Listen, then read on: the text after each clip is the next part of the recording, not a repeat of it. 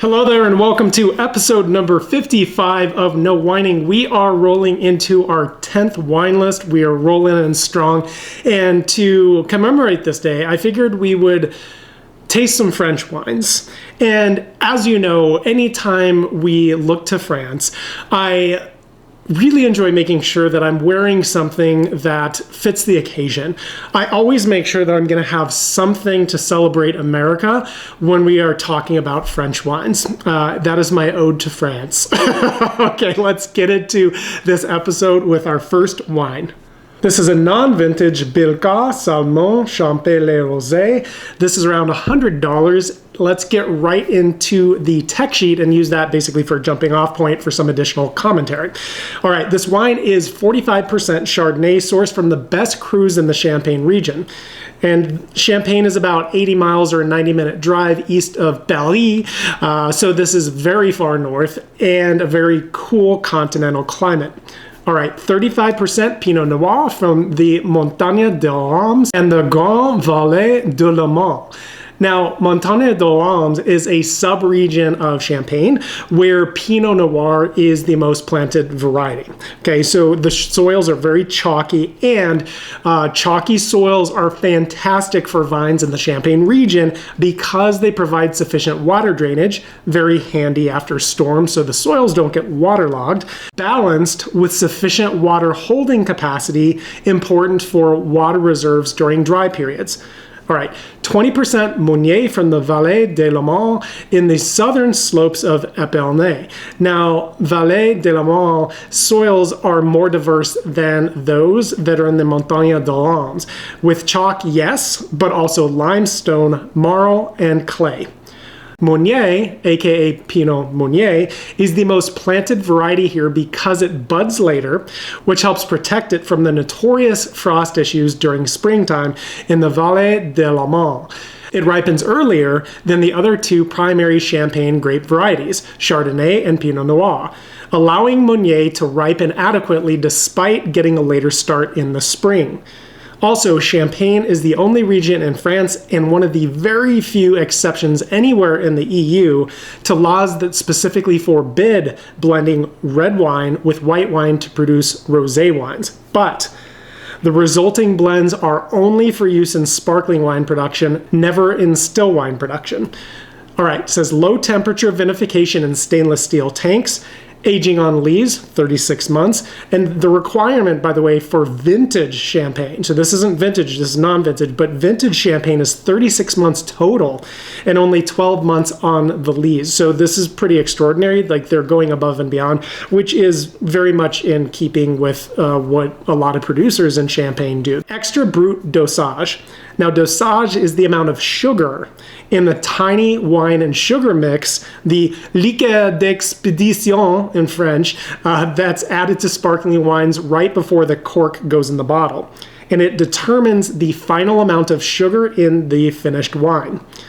Extra brut is a classification in sparkling wine that stipulates 6 grams or less per liter of total residual sugar. Now, soda has around 110, just for reference, all right? So way higher. Now, for a quick rundown on the fascinating process of traditional method sparkling wine production and how Champagne is made, check out episode number 15. I will include the link down in the description below. Okay, let's get into our first wine. This wine is clear in that it doesn't have any hazes in it, but it certainly does have some gas in there, some bubbles. That nice fine mousse is really pretty. I'm gonna say that this is a medium pink orange color, and the viscosity on the sides of the glass there is pretty darn low. Okay, that is it for the eyes. Let's take it to the schnoz. This is clean. It is youthful for sure. Medium minus intensity on aromas, and I'm going to say starting out with a little bit of orange peel, some red raspberry, fresh strawberry, even some whipped cream and a little bit of graham cracker, some biscuit as well. Lily, getting some honeysuckle out of this as well as iris. And then we've got some chalky and saline mineral notes. I think that is it for the schnoz. Time to send it to the jaws. That's got a nice fine mousse and like a satiny body on it, but it's definitely dry, medium in terms of alcohol. Body, I'm going to say, is medium minus, but the acid on this is certainly very high, and we would expect that. I'm going to say the flavors are medium on this, and the finish, it's sticking around. It's pretty decent. I'm going to say medium plus. This is delicious. It's well integrated. For me, I'm going to say the quality on it is very good because it's really only lacking in intensity. It's very elegant though, refined in its style, and I would say not suitable for bottle aging. I mean, you could get away with it. When you think about a wine like this, right, like what we're trying to do is preserve the freshness and those really delicate fruit and floral aromas. So yeah, I don't think I would want a lot more age on this. I think that this is something to drink right now. So that is a great way to kick off the episode. Let us go to wine number 2. This is a 2018 Domaine de Pallus, Les Pensées de Pallus Chinon. This is around $35, and this wine is coming, of course, from Chinon, which sits on the southern bank of the Loire River in the Touraine subregion of the Loire Valley in France. Because of its unique transitional geographic location, Chinon is a really interesting mix of a maritime and semi-continental climates. Now, Chinon red wines must either be made from single varietal Cabernet Franc, which most of them are, including this one, or Cabernet Franc wines with up to 10% Cabernet Sauvignon blended in. Here is some information from the idealwine.com site, as I couldn't find an official tech sheet for this wine. It says one of Touraine's best red wines, along with the Bourgogne, which is just on the opposite or northern bank of the Loire River. The Chinon vineyard stretches across 19 municipalities located on either side of Vienne and almost reaching the Loire itself. Now, the Vienne is a tributary of the Loire River that passes right through the center of Chinon. Okay, it's on clay limestone or clay silicious sandy soil. It enjoys a south-facing position that is particularly well suited to growing vines.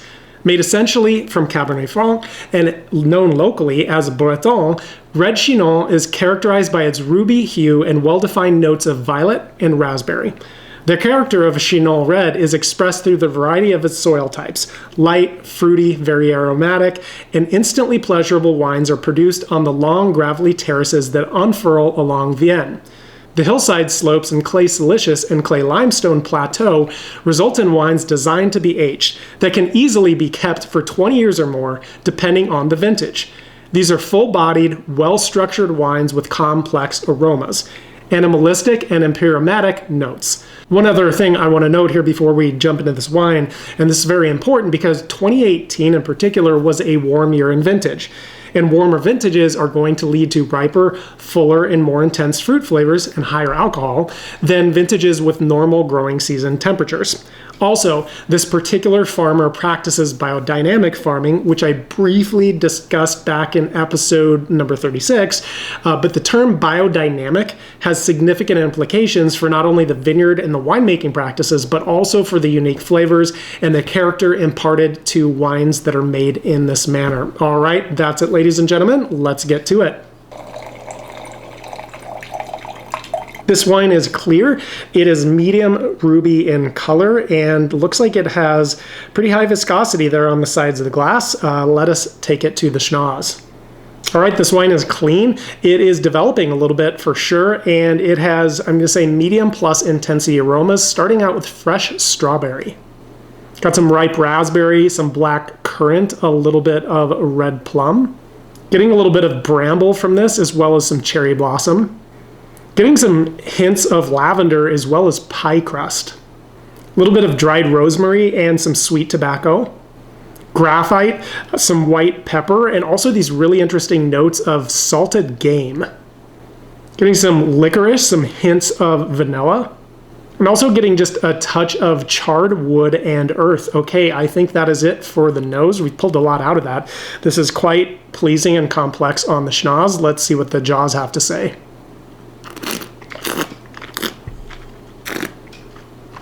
All right, that is dry, high alcohol on it. Body, I'm going to say medium plus. The acid, medium plus. It's up there. I don't think it's like high quite, but it's up there. And then the tannins, I'm gonna say, are also medium plus, and they're a little bit chalky. The tannins are a little bit chalky.